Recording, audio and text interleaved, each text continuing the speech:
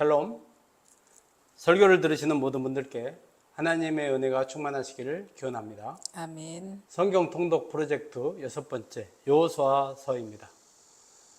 성경 통독을 돕기 위한 프로젝트 설교입니다. 목차를 보겠습니다.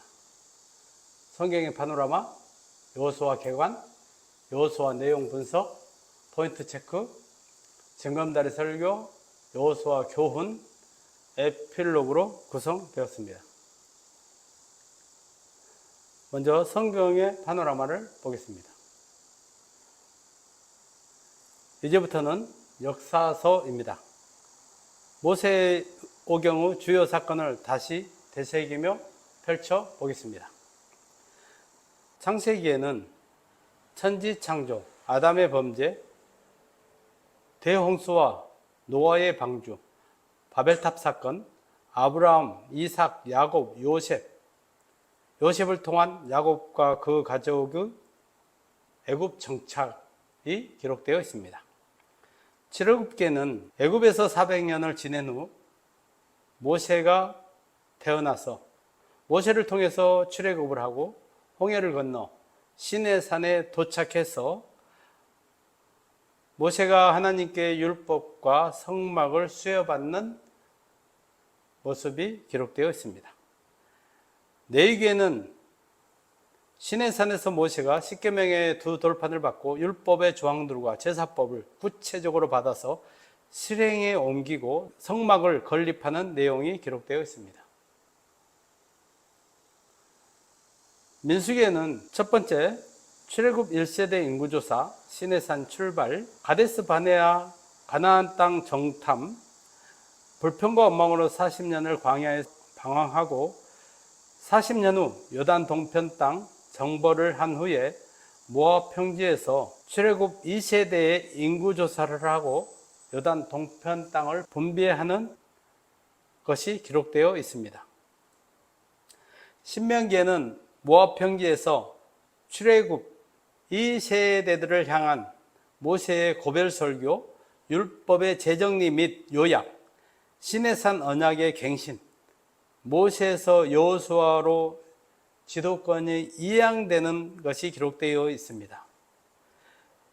여호수아서에는 요단을 건너서 여리고성 정복을 시작으로 가나안 땅을 정복하고 가나안 땅에 정착하는 내용이 기록되어 있습니다. 사사기는 가나안 땅에 정착한 후에 그 땅에 왕이 세워지기 전까지 400년 동안 사사들이 다스리는 시대를 말합니다. 여기까지 파노라마를 보겠습니다. 여호수아 개관을 해보겠습니다. 여호수아서는 구약의 6번째 책이자 역사서의 첫 번째 책입니다. 여호수아서는 모세의 후계자 여호수아의 지도로 이스라엘 백성이 가나안 땅을 정복하고 땅을 분배하는 과정을 기록한 책입니다. 여호수아의 구조는 정복과 분배로 양분할 수 있습니다. 1장에서 12장은 가나안 땅 정복 전쟁의 과정이 기록되어 있습니다. 13장에서 24장은 가나안 땅 분배 및 정착이 기록되어 있습니다. 이러한 양식은 출애굽기가 출애굽 과정과 시내산 율법 수여로 크게 양분된 것과 비슷한 구조로 스승인 모세에게서 배운 것으로 보입니다. 여호수아서 내용 분석을 해보겠습니다. 전반부입니다. 여호수아서는 가나안 정복과 분배가 투트랙으로 하나님의 주도적인 명령과 능력으로 이루어지는 것과 여호수아가 이끄는 이스라엘 백성의 하나님에 대한 믿음과 순종을 중심으로 기록되어 있습니다. 1장에서 5장은 가나안 땅 정복 명령과 요단강 도하, 요단을 건너자마자 길갈에서 할례를 행하고 여리고성을 정탐하는 내용입니다. 포인트는 3장 13절 기록된 내용을 한번 읽어보죠. 여호와의 궤를 맨 제사장들의 발바닥이 요단물을 밟고 멈추면 요단물이 끊어지고 한 곳에 쌓여 서리라. 6장에서 8장은 가나안 중부지방 전투로 여리고성과 아이성의 정복과 에발산 돌단 축조하고 축복과 저주의 율법 낭독이 기록되어 있습니다. 포인트는 여리고성 함락입니다. 6장 20절에 보면 이에 백성은 외치고 제사장은 나팔을 불매 백성이 나팔 소리를 들을 때 크게 소리질러 외치니 성벽이 무너져 내린지라 백성이 각기 앞으로 나아가 그 성에 들어가서 그 성을 점령하고 라는 내용이 포인트입니다. 9장에서 10장은 가나안 남부지방 나라들을 정복합니다. 예루살렘 왕 아도니세덱이 이끄는 가나안 땅 남부의 아모리족 5왕의 동맹군을 기브온에서 격파하고 남부 성읍들을 정복하는 내용입니다. 11장에서 12장은 가나안 북부지방 정복 전쟁입니다. 하솔랑 야빈을 중심으로 한 북부 연합군을 메론 물가에서 괴멸시키고 주요 거점을 확보하므로 7년에 걸친 정복 전쟁이 마무리됩니다. 여호수아 후반부를 보겠습니다. 13장은 가나안 땅 미정복지 분배 및 요단 동편 땅 기업 분배를 회고하는 내용이 기록되어 있습니다. 14장에서 19장은 요단 서편 땅 9지파 반의 기업을 분배합니다. 순서는 먼저 갈렙이 속한 유다지파, 므낫세와 에브라임 지파, 후에 베냐민, 시므온, 스불론, 이사갈, 아셀, 납달리, 단지파, 그리고 여호수아가 요구한 땅 에브라임 산지 딥낫세라를 여호수아에게 분배합니다. 20장에서 21장은 각 지파들이 얻은 땅 중에서 레위 지파에게 48개 성읍을 분배함으로 땅 분배가 완료되는 것을 볼 수 있습니다. 22장에서 24장은 여호수아 말년의 사역과 정복을 마무리하고 정착해야 할 미래 세대들을 준비시키기 위한 권면과 여호수아의 죽음이 기록되어 있습니다. 핵심 구절은 22장 5절 여호와를 사랑하고 그의 모든 길로 행하며 그의 계명을 지켜 너희의 마음과 성품을 다하여 여호와를 섬기라고 합니다. 여호수아서 포인트를 체크해 보겠습니다. 여호수아서는 모세오경과 역사서를 연결해 주는 고리 역할을 합니다. 가나안 땅 정복은 모세오경에서 일찍이 아브라함에게 그 땅을 후손으로 주리라던 하나님의 약속의 성취입니다. 많은 세월이 흘러도 하나님은 결코 자신의 약속을 저버리는 법이 없습니다. 아멘. 여호수아서는 언약 백성의 관점에서는 약속의 성취이지만 하나님의 공의의 관점에서는 죄에 대한 심판의 기록입니다. 가나안 백성은 당시 가장 타락한 형태의 다신주의와 성적 문란으로 죄악의 정도가 극에 달한 상태였습니다. 신명기 9장 5절에 보면 이 민족의 악함으로 말미암아 내 하나님 여호와께서 그들을 내 앞에서 쫓아내심이라는 구절이 있습니다. 이스라엘은 가나안 족속의 죄를 심판하는 하나님의 도구로 사용된 것입니다. 전쟁이 여호와께 속하였으니 승리의 여부는 힘의 차이가 아니라 여호와께 대한 백성의 자세에 달려 있습니다. 아간의 사건은 하나님 앞에서 성결함을 유지하고 순종하는 자만이 여호와 앞에 설 수 있고 승리할 수 있다는 사실이 강조됩니다. 여호수아서 1장 8절에 보면 이 율법책을 내 입에서 떠나지 말게 하며 주야로 그것을 묵상하여 그 안에 기록된 대로 다 지켜 행하라.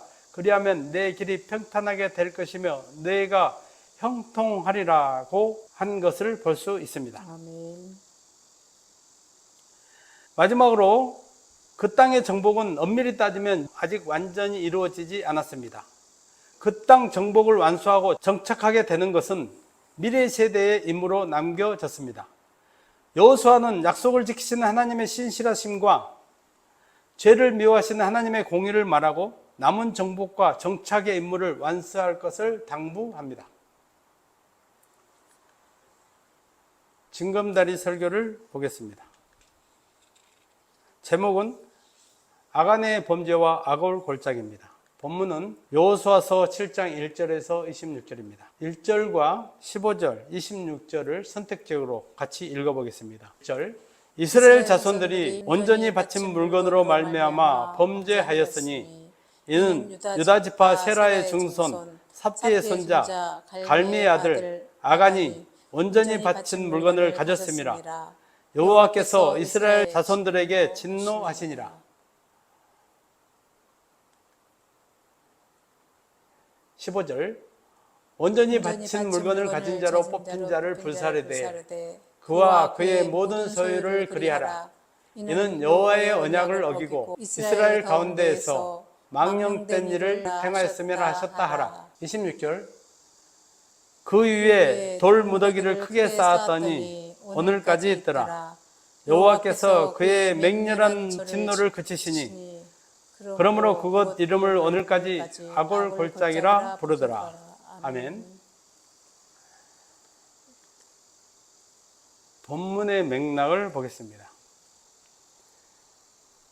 7장은 아이성 정복에 이어 가나안 중부 지역을 정복하기 위한 군사 행동으로 아이성 1차 정복 실패와 패인 분석 및 실패의 원인을 제거하고 8장은 2차 아이성 전투에서 승리하여 아이성을 정복하고 그 후에 에발산에 가서 돌단을 축조하고 축복과 저주의 율법을 선포하는 기사가 기록되어 있습니다.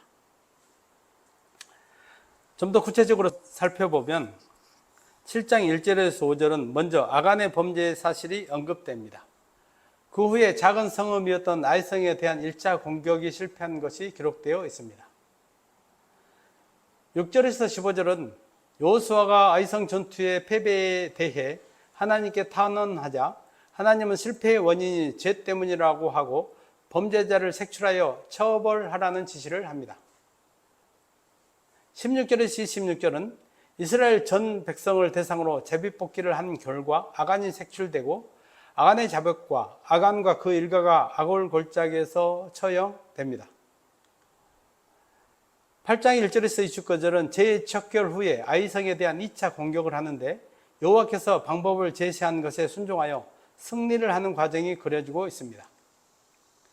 8장 30절에서 35절은 아이성 정복 후 여호와께서 모세에게 명한 대로 여호수아와 온 이스라엘이 에발산에 이르러 돌단을 축조하고 축복과 저주의 율법을 낭독하는 내용을 다루고 있습니다.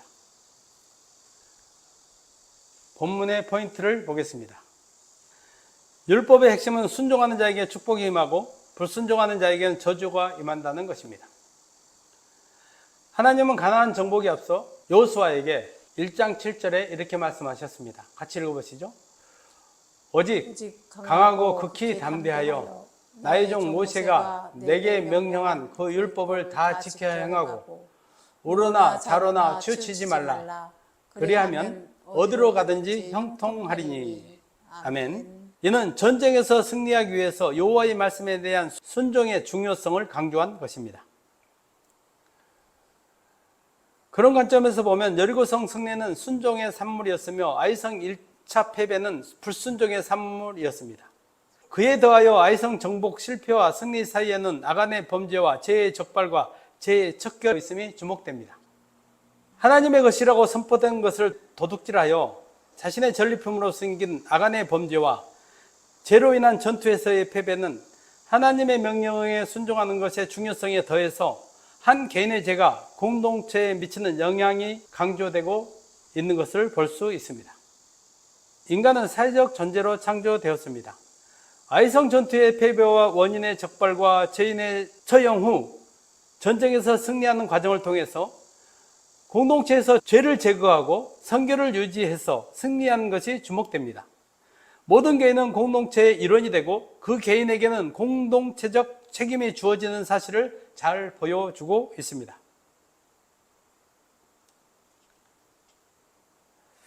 아간의 범죄와 그 의미를 심층 분석해 보겠습니다. 아간의 범죄와 관련해서 한 가지 더 강구할 수 없는 가능성이 있습니다. 인간의 죄성과 이스라엘 백성들의 과거 불순종했던 행적을 볼 때 그 많은 사람들 중에 아간만 유일하게 범죄를 저질렀을까 하는 의구심을 떨쳐버릴 수 없는 것입니다. 첫째, 공동체 전체를 대상으로 하는 제비뽑기 과정과 범죄자의 척결은 이스라엘 백성들에게 죄의 심각성을 보여주고 하나님 앞에 성결한 삶을 살아야 되겠다는 경각심을 주기에 충분했습니다. 그런데 적발함에 있어 제비뽑기를 했다는 사실은 이전에 범죄자를 발견하고 처벌하는 데에서는 볼 수 없는 장면입니다. 이후에 사울왕 때 요나단이 뽑히는 사건과 요나의 때에 풍랑을 만나 요나가 제비로 뽑힌 기록을 볼 수는 있습니다.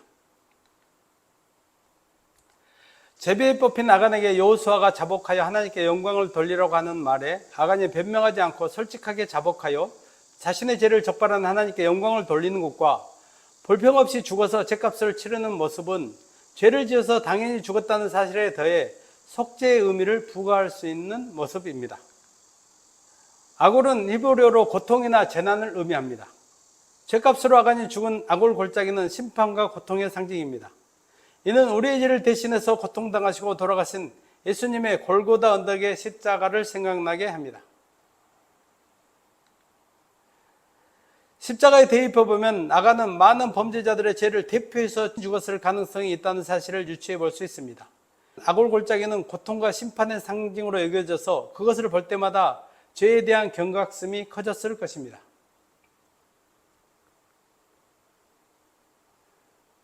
아골 골짜기는 거룩한 전쟁을 수행하는 하나님의 군대인 이스라엘에게 있어 무엇보다 여호와 앞에서 성결을 유지하는 것이 중요함을 교훈하는 상징이 되었습니다. 또 가나안 정복 전쟁이 여호와께 속한 거룩한 전쟁임을 확인시켜 주었습니다. 적용을 해보겠습니다. 한 번 실패를 경험하고 승리한 아이성 정복 후에야 모세의 명령대로 에발산에 단을 쌓고 축복과 저주의 율법을 낭독하는 것은 이스라엘 백성들로 하여금 여호와의 율법을 순종하는 것이 축복이고 불순종하는 것이 저주받는 것임을 다시 한번 강조하여 여호와의 율법에 순종하는 삶을 살도록 한 것임을 알 수 있습니다. 아간의 이야기는 여호와의 명령에 대한 순종의 중요성을 강조합니다. 이는 모세가 기록한 율법서에 일관되게 반복해서 강조하는 내용입니다. 그들은 그렇게 하지 못했지만 우리 예수님은 십자가에서 하나님 아버지의 뜻에 완전히 순종하는 것을 볼 수 있습니다. 아간과 그 일가가 죽은 아골 골짜기는 죄에 대한 하나님의 엄중한 심판을 보여줍니다. 따라서 아간의 죽음은 예수님의 십자가가 인류의 죄에 대한 하나님의 엄중한 심판을 예수님이 대신 받으셨다는 것을 알 수 있게 합니다. 아이성 전투에서의 고통스러운 실패는 아골 골짜기가 전환점이 되어 후에 아이성 전투에서 승리하여 하나님께 영광을 돌리는 것을 볼 수 있습니다. 예수님의 십자가는 죗값으로 죽은 고통의 상징에서 부활과 구원의 영광스러운 상징으로 변모하는 것을 우리가 알고 있습니다. 아멘. 모든 사명을 완수한 후에 여호수아는 22장 5절에 여호와를 사랑하고 그의 모든 길로 행하며 그의 계명을 지켜 너희의 마음과 성품을 다하여 여호와를 섬기라고 강조합니다. 아멘. 하나님을 사랑하고 그 말씀에 순종하는 것이 힘들지만 복된 길입니다. 아멘. 여호수아서 교훈을 보겠습니다. 여호수아서는 이스라엘 백성이 가나안 땅 정복을 하고 정착하는 과정을 통해 하나님의 신실하신 약속이 인간의 순종을 통해서 성취되는 것을 보여줍니다. 모세가 압제받는 백성을 구원했다면 여호수아는 그 백성이 세상에 대하여 승리하는 것을 보여주었습니다. 성도가 세상으로부터 구원받는 것과 세상을 이기는 것은 별개의 문제입니다. 구원은 은혜로 거저 받았으나 승리는 하나님의 말씀에 순종할 때 얻을 수 있습니다. 아멘. 출애굽해서 가나안 땅을 정복하고 들어간 것으로 끝이 아닙니다. 하나님의 은혜로 그 땅에 들어가 살게 된 하나님의 백성들은 신실하게 언약을 지키고 하나님만을 섬기며 살아야 될 책임이 부여되었습니다. 여호수아서는 싸움의 완전 종결을 말하지 않습니다. 그 땅에 남아있는 가나안 족속들을 완전히 몰아내고 정착하기까지 아직 싸움이 남아있는 것을 볼 수 있습니다. 하나님 백성의 전쟁은 이제 말씀을 읽고 순종하는 영적 전쟁으로 계속되고 있습니다.